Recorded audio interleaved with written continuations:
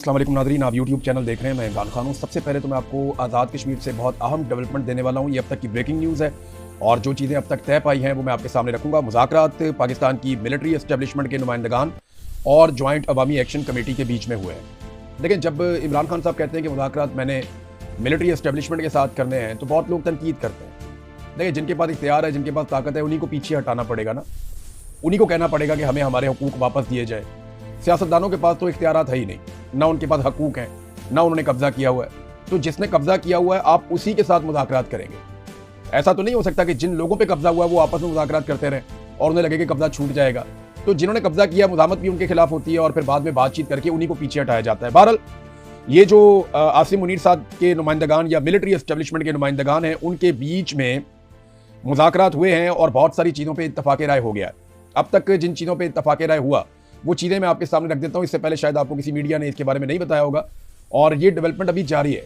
और अगर ये चीज़ें जो फाइनल हो चुकी हैं ऑलमोस्ट, इनकी अप्रूवल आ जाती है, और फाइनल अप्रूवल आप जानते हैं कि मिलिट्री एस्टेब्लिशमेंट में ऊपर से टॉप से आएगी। अगर ये फाइनल अप्रूवल आ जाती है तो उसके बाद सूरत-ए-हाल यकसर तब्दील हो जाएगी और फिर आप आज़ाद कश्मीर के अंदर कुछ और देखेंगे। तो आज़ाद कश्मीर के जो लोग हैं उनकी मेहनत रंग लाई है। जो चीज़ें जिन पे मामला तय पा गए उनमें सबसे पहली चीज़ यह है कि सीटें कम की जाएगी। जो महाजरीन की नशिस्तें रखी गई हैं आज़ाद कश्मीर की असम्बली में और उनका इलेक्शन करवाया जाता है ज़्यादातर पंजाब में, और इसी इलेक्शन की कंपेन PMLN कर रही है। ये 12 सीटें थी। इन सीटों को 4 से 6 के बीच में लाने के लिए मुज़ाकरात हुए हैं और ये 2 तजावीज़ मौजूद हैं। जॉइंट अवामी एक्शन कमेटी ने जो फ्लेक्सिबिलिटी दिखाई, मेरे ख्याल में उसमें 4 सीटें रह गई हैं और 6 सीटें दूसरी जानिब से कहा जा रहा है। ये बात पहले भी सामने आई थी, तो अब दोबारा ये बात सामने आई है कि वो सीटें कम की जाएंगी। नंबर 1 तो ये है। नंबर 2, शौकत नवाज मीर साहब वापस पहुंचाए जाएंगे आज़ाद कश्मीर में और उन्हें बाकायदा रिहाई का तरीकाकार भी हो जाएगा, उनको रिहा भी कर दिया जाएगा। तो एक तो शौकत नवाज मीर साहब के हवाले से भी ये डेवलपमेंट है। और कुछ इन्फॉर्मेशन जो अभी तक कंफर्म नहीं हुई वो ये बता रही है कि जहां उन्हें रखा गया था रावलपिंडी में, वहां से उन्हें कहीं और शिफ्ट कर दिया गया है और अगले 24 घंटों में या 48 घंटों में शौकत नवाज मीर साहब मंजर आम पे होंगे। उसके बाद जो नेक्स्ट इसके अंदर डेवलपमेंट है वो ये है कि 4th शेड्यूल के अंदर जिन जिन के नाम डाले गए उसका खात्मा किया जाएगा और फोर्सेज की बड़ी तादाद में वापसी हो जाएगी आज़ाद कश्मीर से, जिसका सिलसिला शुरू किया जा रहा है फौरी तौर पर। अगर ये फाइनली ये ड्राफ्ट जो है इसकी दोनों तरफ से अप्रूवल हो जाती है, क्योंकि यहाँ पे जो लोग बैठे हैं उन्होंने तो कुछ चीज़ों पे इत्तफाक़ राय कर दिया है और बहुत सारी चीज़ों पे इत्तफाक़ राय पहले भी मौजूद था। और एक और चीज़ जो इसके अंदर हो रही है वो ये कि इलेक्शन मौखर किया जाएगा। ये एक डिमांड सामने आई है कि इलेक्शन को लगभग 45 दिन के लिए आगे किया जाएगा, क्योंकि जब आप नशिस्तें कम करेंगे तो पूरे इलेक्शन की सूरत-ए-हाल तब्दील हो जाएगी और फिर कंपेन भी नहीं हो सकी अभी तक आज़ाद कश्मीर में। नून लीग को तो अंडे पड़े हैं, उन्हें तो वहाँ धक्के पड़े हैं। नून लीग वाले बेचारे 50-50, 60-60 बंदों की रैलियाँ निकालते हैं रावलपिंडी में और वो वहाँ पे टिकटॉक बना के वो बता रहे हैं जनाब हमने तो कंपेन चलाई है। तो नून लीग की जो टोटल कंपेन है वो आज़ाद कश्मीर से बाहर है। आज़ाद कश्मीर की बाउंड्री के अंदर वो दाखिल होने की उन्होंने जरूरत भी नहीं की और जो लोग वहाँ पे निकले उनको वहीं पे दबा दिया आज़ाद कश्मीर में खवातीन ने और बच्चों ने। उन्होंने अंडे और डंडे मार मार के भगाया। उन्होंने कहा जी यहाँ पे हम कंपेन नहीं करने देंगे। पीपल्स पार्टी के साथ भी यही कुछ हुआ। वो जो फैसल राठौर वज़ीर आज़म है उसको चोर चोर के नारे लग गए, अंडे भी फेंके गए। तो ये सारी चीज़ें जो हैं वो आज़ाद कश्मीर में हो रही हैं। ऐसे माहौल में इलेक्शन कैसे हो सकता है? तो इलेक्शन जो है इसको मौखर किया जाएगा और अंदाजा ये है कि 45 एक दिन तक इलेक्शन आगे किया जाएगा। अभी तक जो मेरी इंफॉर्मेशन है वो ये है कि जॉइंट अवामी एक्शन कमेटी खुद से इलेक्शन में हिस्सा नहीं लेगी, लेकिन ये ऐन मुमकिन है कि वो अपने उम्मीदवारों के नाम दे दे और वो ये बता दें, क्योंकि उनके बहुत सारे लोगों ने जो स्टेज पे भी मौजूद रहे हैं उन्होंने कागजात नामजदगी तो अपने अपने हल्कों से जमा करवाए हुए हैं। और इस वक्त जो जॉइंट अवामी एक्शन कमेटी की सिचुएशन है, यानी 45 टोटल सीटें हैं तो उनमें से 12 आप निकाल दें तो पीछे आज़ाद कश्मीर के अंदर जो बचती हैं वो 33 नशिस्तें हैं। और उनमें अभी मैं कुछ वहाँ जो जर्नलिस्ट हैं, लोकल जो लोग हैं वहाँ उनसे बातचीत करता हूँ, कहते हैं 33 में कहीं पे भी PMLN या पीपल्स पार्टी या मुस्लिम कॉन्फ्रेंस वो फेवरेट नहीं है। वो अगर बहुत भी जोर लगाए, एस्टेब्लिशमेंट उनका हाथ पल्ला डलवा भी दे तो वो बहुत कोशिश करके सारे मिलकर 10 सीटें जीत जाए तो बहुत बड़ी बात है। यानी इसमें 20 से ज़ायद सीटें जीतना जॉइंट अवामी एक्शन कमेटी के उम्मीदवारों के लिए बहुत आसान रहेगा अगर वो अपने मुतालबात मनवा लेते हैं तो, और इलेक्शन मौखर हो जाता है तो। ये दोनों चीज़ें जो हैं वो इसकी शर्त है। अगर इलेक्शन मौखर नहीं होता तो फिर एक बात याद रखिएगा, ये फिर धोखा है सारा। ये धोखा इसलिए है कि किसी तरह इलेक्शन करवा लिया जाए और इलेक्शन होने के बाद दोबारा से फिर गंद मारेंगे, फिर बंदे पकड़ेंगे, फिर से मुकदमा दोबारा खोल देंगे और सबको काबू करना शुरू कर देंगे, बड़े पैमाने पे ऑपरेशन होंगे। तो वो तो धोखा है अगर ये इलेक्शन मुलतवी नहीं होते तो। अगर ये इलेक्शन आगे चले जाते हैं तो फिर इसका मतलब है कि जॉइंट अवामी एक्शन कमेटी ने बड़ा स्मार्टली अपनी ताकत को, अवामी ताकत को इस्तेमाल किया है और अपने मुतालबात मनवा लिए हैं। मैयतों की वापसी का एक मुतालबा था कि जो लोग शहीद हो गए थे, क्योंकि 42 अफराद की शहादत की लिस्ट जारी की एक दिन पहले जॉइंट अवामी एक्शन कमेटी ने कि ये वो हमारे लोग हैं जो अलग अलग इजला में इस सारी तहरीक के दौरान शहीद हो गए। अब वो जो 42 अफराद हैं उनकी मैयतों की वापसी का एक मुतालबा था जो अमानतन दफनाई गई हैं वो मैयतें भी वापस की जाएंगी सरकार की जानिब से ताबूतों में रख के। तो ये मुतालबा भी तस्लीम किया गया है जब दो तरफा बातचीत हुई, और मुकदमात का खात्मा किया जाएगा। ये जितनी जाली मुकदमात बनाए गए हैं दहशतगर्दी के और अलग अलग किस्म के शरपसंदी के, तो ये मुकदमात का खात्मा भी हो जाएगा, और ये जो कलदम तंजीम बना दी गई है ये मामला भी खत्म हो जाएगा, और साफ और शफाफ इलेक्शन होंगे, इसका एक मुतालबा किया गया है। पाकिस्तान में ये तो एक ऐसा ख्वाब है जो कभी भी पूरा नहीं होता, लेकिन आज़ाद कश्मीर के लोग अगर साफ और शफाफ इलेक्शन करवा लें और वो नतीजा ले लें जो लोगों ने वोट डाला है, तो फिर आज़ाद कश्मीर की किस्मत बदल जाएगी। कोई मिलिट्री एस्टेब्लिशमेंट या कोई बड़े से बड़ा डिक्टेटर या वहां बैठा हुआ कोई भी सरकारी मुलाजिम अवाम की किस्मत के साथ नहीं खेल पाएगा। कारोबारी जिंदगी बहाल हो जाएगा और फूड सप्लाई चेन भी बहाल हो जाएगी। इन चीजों के ऊपर नाज़रीन इत्तफाक राय पैदा हो गया, और इक्का दुक्का चीजें जिन पर डिस्कशन अभी जारी है। अगले चंद घंटों में कोई डेवलपमेंट आ सकती है, और एक आधे दिन के अंदर इसकी अप्रूवल आने के बाद आपको चीजें होती हुई भी दिखाई देंगी। जो सरकार है उसकी कोशिश ये थी कि 27 तारीख को ही इलेक्शन करवाया जाए और इसी डेट पे इलेक्शन हो जाए, लेकिन इलेक्शन का माहौल बना ही नहीं, ना इलेक्शन के लिए हालात साजगार है, और ना ही ज्वाइंट अवामी एक्शन कमेटी के लोग ये मान रहे थे। अब अगर इलेक्शन आगे जाएगा तो पाकिस्तान तहरीक इंसाफ भी इलेक्शन लड़ेगी, वो बहुत मकबूल है। फिर ज्वाइंट अवामी एक्शन कमेटी अगर अपने मुतालबा तस्लीम करवा लेती है और फिर इलेक्शन में जाती है, तो उनके पास 42 शोधा की लाशें भी हैं, और जो उनका एक सेंटीमेंट आएगा लोगों का, वो आप सोच भी नहीं सकते। तो जो जितना मर्जी जोर लगा ले, सेक्टर कमांडर भी ऊपर से लेकर नीचे तक सब जोर लगा ले, वो नहीं इलेक्शन वहां पे फिर जीत सकेंगे। हाँ, ये जरूर है कि एक पॉलिटिकल फेस सेविंग के लिए पाकिस्तान पीपल्स पार्टी का इंतखाब किया गया है। मैं आपको फिर बता देता हूं कि पॉलिटिकल फेस सेविंग तो करनी होगी ना, ऐसा तो नहीं होगा कि फील्ड मार्शल आसिम मुनीर ने मुज़ाकरात किए बराह रास्त जाग के साथ या ज्वाइंट अवामी एक्शन कमेटी के साथ, ऐसा तो नहीं होगा ना। ये फौज के लिए बड़ा प्रॉब्लम हो जाएगा, वो बेचारे छुप छुप के गन डालते हैं तो वो सामने तो नहीं आ सकते। तो वो फेस सेविंग के लिए पॉलिटिकल पार्टी लेकर आएंगे, और उसमें जो नाम आ रहा है वो पाकिस्तान पीपल्स पार्टी का नाम आ रहा है, और एस्टेब्लिशमेंट की ख्वाहिश यही है कि कुछ भी करके बिलावल को हुकूमत बनाकर दी जाए आज़ाद कश्मीर में। बहरहाल नून लीग का तो पता साफ है, पीपल्स पार्टी की हालत आपके सामने है, और अवाम ने, जो आज़ाद कश्मीर की अवाम है, उन्होंने अपने मुतालबात के हक में डट कर अपने मुतालबात मनवाने के करीब उन्होंने पहुंचा दिया है पाकिस्तान की एस्टेब्लिशमेंट को। इन्होंने सोचा था लोगों को तोड़ देंगे, लोगों को भूखा रखेंगे, लेकिन लोगों ने गुजारा किया, और लोगों ने किस किस तरह गुजारा किया ये आने वाले दिनों में आपको चीज़ों का पता चलेगा। जब गंदुम नहीं थी, जब खुराक की फरामी बंद थी, जब सप्लाई चेन बंद कर दी गई थी, जब कारोबारी जिंदगी मुअत्तल कर दिया गया था, तो लोग कैसे गुजारा करते रहे, किस तरीके से लोगों ने कुर्बानी दी, कैसे वो एक दूसरे का सहारा बने, इसके लिए बहुत सारी स्टोरीज आपको फ्यूचर में पता चलेगी। अभी तो मकामी मीडिया को मना किया गया ना कि आपने बात ही कोई नहीं करनी, आप बात कर ही नहीं सकते, लेकिन मुस्तकबिल में आपको बहुत सारी ऐसी चीजें पता चलेंगी जिससे पाकिस्तानी सीख सकते हैं कि अगर पाकिस्तान में भी मिलिट्री एस्टेब्लिशमेंट के कंट्रोल से बाहर निकलना है तो उसका रास्ता क्या है। इस पर हम बाद में बात करेंगे। अब आ जाए जरा फजलुर रहमान साहब वाले एपिसोड पे। फजलुर रहमान साहब की पॉलिटिकल पार्टी को ऐसा लग रहा है वो शोर ज्यादा बचा रहे हैं, उनके साथ तो हुआ ही कुछ नहीं। अभी वो एक कन्वेंशन था इनका बुकला का, सुबह वहां पुलिस चलेगी, रोला डाल दिया, जनाब पुलिस आ गई, ये हो गया, वो हो गया, सारे सोशल मीडिया पे इन्होंने रोला। क्या हुआ यार, पुलिस आ गई, बहुत नॉर्मल बात है। फजलुर रहमान साहब की पार्टी का एक बंदा है, उसको एक टॉक शो में बुलाया गया था, बाद में कहा गया जी सॉरी आपको नहीं हम ले सकते, उसने रोला डाल दिया, उन्होंने कहा जनाब ये हो गया। कुछ भी नहीं हुआ भाई, जिन चीजों की आपने आदत डाल दी है ना पाकिस्तानियों का हाजमा बड़ा तेज हो गया है। अब जब तक आपको चौकों में लटा के लित्तर नहीं ना पड़ेंगे तो पाकिस्तानियों को लगेगा ही नहीं कि कोई आप इनकलाबी बन रहे हैं। जब तक आपके बहुत सारे लोग शहीद नहीं हो जाएंगे, जब तक आप लोगों को इंतखाबी अमल से बाहर नहीं कर दिया जाएगा, जब तक आपकी जमात के ऊपर पाबंदी नहीं लग जाएगी, जब तक फजलुर रहमान अपने पूरे खानदान समेत जेल में नहीं चले जाएंगे, जब तक उनके तमाम अजीज और करीबी साथियों को जेलों में डाल के निशान इबरत नहीं बना दिया जाएगा, जब तक कि आपके ऊपर 9 मई तर्ज की कोई चीज नहीं डाल दी जाएगी, जब तक कि आपको निशान इबरत हर लिहाज से नहीं बना दिया जाएगा, तब तक कौम यकीन ही नहीं करेगी।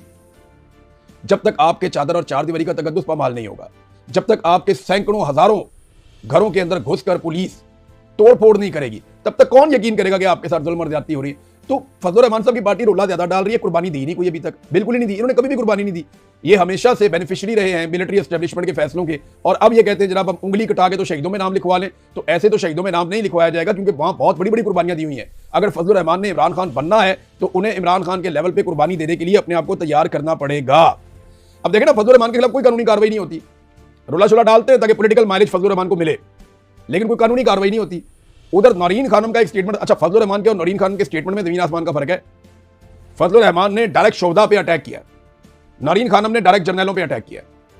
फजलुर रहमान ने कहा जनाब तनख्वाह लेके मरते हैं तो हम पे क्या एहसान डालते हैं, उसने ये कहा कि अपनी जान का एहसान हम पे मत डालो। नौरीन खानम ने कहा जी ये जो इंडिया और पाकिस्तान की जंग हुई थी ना, इसके अंदर ये मिले हुए थे मोदी के साथ, तो दोनों में बहुत फर्क है।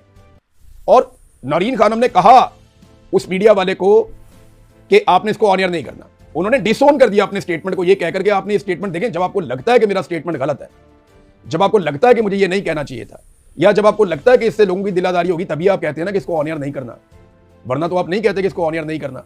नॉर्मली तो सारे स्टेटमेंट ऑनर हो जाते हैं। फजलुर रहमान साहब की तकरीर तो आज भी वकला कन्वेंशन में चलाई गई है, फजलुर रहमान साहब की पूरी पॉलिटिकल पार्टी उसको ओन करती है, बार बार चैलेंज करती है कि मुकदमा देकर दिखाओ तुम्हारी ऐसी की तैसी, वो बार बार ये कहते हैं। लेकिन इंटरेस्टिंग बात देखें कि नौरीन खानम को बाकायदा NCCIA ने नोटिस जारी कर दिया, उनको बुलवा लिया, मुमकिन है उनको गिरफ्तार किया जाए, और वो जर्नलिस्ट है उसको भी बुला लिया। हालांकि इन दोनों में से किसी ने भी उस वीडियो को वायरल नहीं किया। वो वीडियो वायरल की मिलिट्री एस्टेब्लिशमेंट के टाउटों ने, और उनको वो क्लिप निकाल कर दिया गया कि इसको वायरल कर दो। हालांकि ये दोनों ये चाह रहे थे, जर्नलिस्ट भी और अलीमा खानम भी, कि ये वीडियो बाहर ना आए, और बड़ा क्लियरली ये चाह रहे थे कि ये वीडियो बाहर नहीं आनी चाहिए। और फजलुर रहमान साहब ये चाहते हैं कि उनकी वीडियो वायरल हो, इसलिए उन्होंने आज दोबारा चलवाई है। तो आप देखें, फजलुर रहमान को नहीं बुलाया, नौरीन खानम को बुला लिया। तो ये बहुत बड़ा फर्क है, ये बहुत बड़ा फर्क है। इससे एक चीज बड़ी वादे हो जाती है कि फजलुर रहमान को पाकिस्तान की मिलिट्री एस्टेब्लिशमेंट अपने लिए खतरा नहीं समझती, जबकि इमरान खान से ये आज भी खौफजदा हैं कि इमरान खान और उसका खानदान हमारे ऊपर मुसीबत बना हुआ है। नाज़रीन, जो अलीमा खानम है वो निकलकर सामने आई है। लेकिन मैं एक चीज और आपको बताता हूं जाते जाते, कि ये पॉलिटिकल पार्टी जो है ना, चाहे PMLN है, चाहे पीपल्स पार्टी है, चाहे फजलुर रहमान है, चाहे ANP है, चाहे MQM है, चाहे PTI है, ये बारी बारी सबकी बारी, ये मिलिट्री एस्टेब्लिशमेंट आप सबको ठोकेगी एक एक करके, बहुत मारेंगे, ये एक एक करके मारेंगे, सबको मारेंगे, ये हर चीज पे कंट्रोल करेंगे, आपको बहुत मारेंगे। लिहाजा बजाय इसके कि आपस में आप लड़ें, फजलुर रहमान साहब को अभी भी होश के नाखून लेने चाहिए। पीपल्स पार्टी से बात करें, नवाज शरीफ से बात करें, जरदारी से बात करें, और इन सबको कहेंगे यार बहुत हो गया, पाकिस्तान की मिलिट्री एस्टेब्लिशमेंट से सियासत का इख्तियार वापस लिया जाए और इनको वापस बैरकों में भेजा जाए, ताकि पाकिस्तान में निज़ाम ज़िंदगी चले और कंट्रोल जो है वो सिविलियन की आदत के पास आना चाहिए। तो ये है आगे बढ़ने का रास्ता, वरना फिर बारी बारी सबकी बारी। अलीमा खानम निकली अपने भाई के लिए आवाज़ उठा रही हैं, वो स्वात के इलाके में गई, मालाकंड में गई, वहाँ पे लोग निकल कर उन्होंने इस्तकबाल किया, बिल्कुल वैसे निकले जैसे सुहेल अफरीदी के लिए भी निकले थे। देखिए, वो बतौर बहन वही कर रही है जो उन्हें करना चाहिए। वो जोर लगा रही है कि यहाँ लोगों को इकट्ठा करूँ मैं उनको बताऊँ, यहाँ लोगों को इकट्ठा करूँ मैं उनको बताऊँ, लोगों को सबको इकट्ठा करके हम अडियाला जेल की तरफ जाएंगे, हम लॉन्ग मार्च करेंगे, हम एहतजाज करेंगे। एहतजाज से फर्क पड़ता है, कश्मीरियों ने इस बात को साबित किया। अभी कोयटा के अंदर जो लोग एहतजाज कर रहे थे, उन्होंने इस बात को साबित किया कि अगर आप साबित कदम होकर बैठ जाएं, तो आप 8-10 दिन भी बैठ जाएं तो हुकूमत को मुसीबत पड़ जाती है। एहतजाज से फर्क पड़ता है, ऐसा नहीं है कि फर्क नहीं पड़ता, लेकिन उसके लिए एहतजाज उस नौयत का करना पड़ता है। तो इमरान खान की बहन तो बेचारी जोर लगा रही है, वो बाकी बहनें भी जोर लगा रही है। एक बहन अदालत में केस लड़ रही है, एक बहन जो है वो मीडिया में केस लड़ रही है, एक बहन जो है वो सड़कों के ऊपर मौजूद है और वो केस लड़ रही है अपने भाई का, कोशिश कर रही है। लेकिन ये भी याद रखिएगा, स्ट्रीट मूवमेंट नहीं है। कई लोग सोशल मीडिया पे कह रहे हैं कि अलीमा खानम स्ट्रीट मूवमेंट चला रही है, ये स्ट्रीट मूवमेंट नहीं है, ये सिर्फ वो कोशिश कर रही है, लोगों को चैनलाइज कर रही है, मोटिवेट कर रही है, और एक तहरीक जो खत्म हो रही थी उसको जिंदा करने की कोशिश कर रही है। स्ट्रीट मूवमेंट, मैंने कई दफा आपको कहा है, वो कोई और चीज होती है जिसकी ड्यूटी इमरान खान ने सुहेल अफरीदी की लगाई थी, जिसके लिए काम करना था सुहेल अफरीदी और जुनैद अकबर को। उसके लिए बहुत बड़ा तंजीमी ढांचा चाहिए होता है। स्ट्रीट मूवमेंट में आप हर घर तक जाते हैं, हर गली तक जाते हैं, हर मोहल्ले तक जाते हैं, हर नौजवान को टच करते हैं, आप नौजवानों को इकट्ठा करते हैं, हर एक की ड्यूटी लगती है, सबको पता होता है उसने क्या करना है। ये जो एक फोर्स बनाने जा रहे थे इमरान खान साहब की रिहाई के लिए, वो था स्ट्रीट मूवमेंट का एक रास्ता, जिसमें इन्होंने काम ही नहीं किया, क्योंकि वहां पे इन्हें मिलिट्री एस्टेब्लिशमेंट ने मना कर दिया कि ये काम आपने नहीं करना, तो इन्होंने नहीं किया। बहरहाल जो अलीमा खानम कर रही है वो अपने भाई के लिए कर रही है, नेक नियति से कर रही है, लेकिन ये भी स्ट्रीट मूवमेंट नहीं है। स्ट्रीट मूवमेंट पार्टी का एक बहुत बड़ा ढांचा होगा जो मिलकर सारा काम करेगा, एक साथ लोगों में जाएंगे, अंदर तक लोगों को जाकर टच करेंगे, हर बंदे को तैयार करेंगे, और उसके लिए पूरा एक मैकेनिज्म बनेगा, वो होगा स्ट्रीट मूवमेंट। ये अभी तक तो स्ट्रीट मूवमेंट की अलिफ बे भी इन्होंने शुरू नहीं की। नाज़रीन, मुराद सईद को अलीमा खानम ने कहा कि उनके बाहर आने का वक्त हो गया। इमरान खान ने मुराद सईद को कहा था कि आपने बाहर नहीं आना। चले, मुराद सईद अगर बाहर आ भी जाते हैं तो उनके पास कोई इख्तियार, कोई ओहदा नहीं है, और वो बाहर आकर एहतजाज कर सकते हैं, तो वो 1-2-4 रैलियां कर लेंगे। मुराद सईद को गिरफ्तार करने के लिए तो फौज के पूरे दस्ते रवाना किए जाएंगे। मुराद सईद की गिरफ्तारी से कोई नहीं रोक सकेगा, और हर हाल में मुराद सईद को देखिए, सनम जावेद को गिरफ्तार करने के लिए पेशावर में एजेंसियां मुतहर्रिक हो गई और दिन दिहाड़े उठाकर ले गई, तो मुराद सईद को छोड़ेंगे, सवाल ही पैदा नहीं होता। मुराद सईद को उठाएंगे, ले जाके काल कोठरी में बंद कर देंगे फारग, और फिर उसको इमरान खान के खिलाफ इस्तेमाल करने की कोशिश भी करेंगे। अलीमा खानम का जो स्टेटमेंट है वो बतौर बहन सोचनी है, लेकिन ये जिम्मेदारी इस वक्त मुराद सईद की नहीं है, ये सुहेल अफरीदी की जिम्मेदारी है। जो लोग सेनेटर हैं, जो लोग MNAs, MPAs, मिनिस्टर्स बने हुए हैं, जो वज़ीर आला बने हुए हैं, जिनको पार्टी के बड़े बड़े ओहदे दिए हुए हैं, ये उनकी रिस्पॉन्सिबिलिटी है कि वो इसको पूरा करें। मुराद सईद बाहर आएगा, मुझे पता है वो लोगों को इकट्ठा करेगा, बहुत बड़ी तादाद में इकट्ठा करने की कैपेसिटी है, लेकिन जहां पे वो थोड़ा सा वल्नरेबल होगा उसको उठा के ले जाएंगी एजेंसियां, और फिर उसके साथ वो करेंगे कि जो आप सारे देखेंगे तमाशा बाद में। तो ये भी एक हकीकत है, इसको भी मद्देनजर रखना पड़ेगा। नाज़रीन, एक और डेवलपमेंट है, और ये आलमी सतह पे है, और इसका इंपैक्ट जो है वो पाकिस्तान पे आएगा। देखिए, इस वक्त पहली मरतबा ऐसा हुआ इस लड़ाई में, जो अमेरिका ने अटैक किए ईरान के ऊपर, तो पहली मरतबा ईरान पे सिर्फ अमेरिका अकेला अटैक कर रहा है, और इन हमलों में उसने इसराइल को शामिल नहीं किया। आपने गौर किया कि इसराइल को शामिल क्यों नहीं किया, या इसराइल इन हमलों का हिस्सा क्यों नहीं है, या आलमी मीडिया बार बार ये क्यों नहीं कहता कि इसराइल भी इस हमले के अंदर शामिल है, सिर्फ अमेरिका अकेला इस हमले के अंदर शामिल है। और ईरान जो जवाबी कार्रवाई कर रहा है वो मुसलमान मुल्कों के अंदर जहां पे अमेरिकी अड्डे हैं वो वहां पे बम मार रहा है। यानी जिन अड्डों से ईरान को लगता है ईरान पे अटैक हो रहा है, ईरान वापस उन अड्डों पे अटैक कर देता है, लेकिन वो मुसलमान मुल्कों के अंदर है, तो उसके ऊपर मजम्मत पाकिस्तान भी करता है और मुसलमान ममालिक भी करते हैं। देखिए, मुसलमान मुल्क अगर ईरान के साथ लड़ेंगे तो जो सबसे बड़ा दबाव मुसलमान मुल्कों पर आता है ना, वो ये होता है कि आप इसराइल के साथ खड़े हो गए और आप ईरान के साथ लड़ रहे हैं। अमेरिका से उतनी नफरत नहीं है जितना इसराइल से प्रॉब्लम है मुसलमान मुल्कों की आवाम को। तो इसराइल को इस मर्तबा डेलिबरेटली इस लड़ाई से बाहर रखा गया। इसराइल खुद से ये हमले नहीं कर रहा, उसने इस लड़ाई से अपने आप को बाहर रखा हुआ है और अमेरिका अकेला अटैक्स कर रहा है और ईरान वापस जवाब दे रहा है अरब ममालिक में। अरब ममालिक के साथ पाकिस्तान के दिफाई मुआहदे हैं और ऐसा लगता है कि अगर ये लड़ाई और बढ़ जाती है तो सऊदी अरब, कतर और दीगर ममालिक की जानिब से पाकिस्तान से मुतालबा किया जाएगा कि आइए जनाब, जो आपका वादा है या मुआहदा है उसको पूरा कीजिए और फिर आप आके लड़ाई करें। अब पाकिस्तान में जो है वो अहले तशी बहुत बड़ी तादाद में है, नंबर 1। नंबर 2, पाकिस्तान में ईरान की हमायत भी बहुत बड़ी तादाद में है, तो पाकिस्तान की मिलिट्री एस्टेब्लिशमेंट पे एक दबाव आएगा। लेकिन क्योंकि इस मरतबा ईरान की लड़ाई इसराइल के साथ नहीं है, अमेरिका के साथ है, जैसा कि माजी में आपको याद है कि अफगानिस्तान की लड़ाई अमेरिका के साथ थी, तो पाकिस्तान अमेरिका के साथ खड़ा हो गया था और अफगानिस्तान को मारने में अमेरिका की हमने मदद की थी, बाकी दुनिया की हमने मदद की थी, वो रोला नहीं पड़ा। लेकिन अगर इसराइल आता अफगानिस्तान से लड़ने के लिए तो पाकिस्तान इसराइल के साथ खड़ा ना हो सकता। ये हमारा प्रॉब्लम है। तो अब इसराइल बीच में नहीं है, तो ऐसा लगता है कि पाकिस्तान से बहुत जल्द ये मुतालबा किया जाने वाला है और ये एक ऐसी सिचुएशन होगी पाकिस्तान की मिलिट्री एस्टेब्लिशमेंट के लिए जो काफ़ी मुश्किल होगी, इसको हैंडल करना आसान नहीं होगा। और एक और चीज़, दहशतगर्दी के वाक़यात लगातार बढ़ते चले जा रहे हैं बलूचिस्तान में और कुछ वीडियोज़ ऐसी हम सोशल मीडिया पर देख रहे हैं जो बनाई जा रही हैं कि पाकिस्तान की फौज ऑपरेशन कर रही है और ये कोयटा के अंदर जो पहाड़ियाँ हैं वहाँ पर ये वीडियोज़ बनाई जा रही हैं। लेकिन मकामी टिकटॉकर जो है वो दूर से वीडियोज़ बना के बता रहे हैं जनाब ये तो सिर्फ वीडियो बन रही है, कोई ऑपरेशन नहीं हो रहा। वो BLA की एक वीडियो मैंने देखी कि BLA के 5-6 लोग आ रहे थे और उन्होंने झंडे उठाए हुए थे और वो आ रहे हैं बंदूकें लेके और वो अजीबोगरीब किस्म का ही मुकाबला हुआ, ऐसा तो फिल्मों में भी नहीं होता। और फिर जनाब उनको मार दिया गया, बाद में उनका फोटो सेशन, बहुत सारी चीज़ें दिखाई गई, वो भी एक जाली वीडियो साबित हुई। तो सोशल मीडिया हर चीज़ को खोल कर रख देता है। मेरे ख्याल में बलूचिस्तान को रियल ऑपरेशन की ज़रूरत है। इस तरह की वीडियो से बलूचिस्तान में अमन नहीं आएगा। बाकायदा सिक्योरिटी फोर्सेज को लश्कर बनाने की बजाय मजबूत होना पड़ेगा और आवाम के हक के लिए दहशतगर्दों से बाकायदा उन्हें अब एक जंग लड़नी पड़ेगी बलूचिस्तान में, ताकि बलूचिस्तान में अमन कायम हो। जो साबिक वज़ीर आला हैं मालिक, वो ये कह रहे हैं कि दिन के वक्त भी अब लोग नहीं निकल सकते, शाम का वक्त तो बहुत दूर की बात है। अब तक के लिए इतनी, अपना ख्याल रखिएगा, अपने चैनल का भी। अल्लाह हाफ़िज़।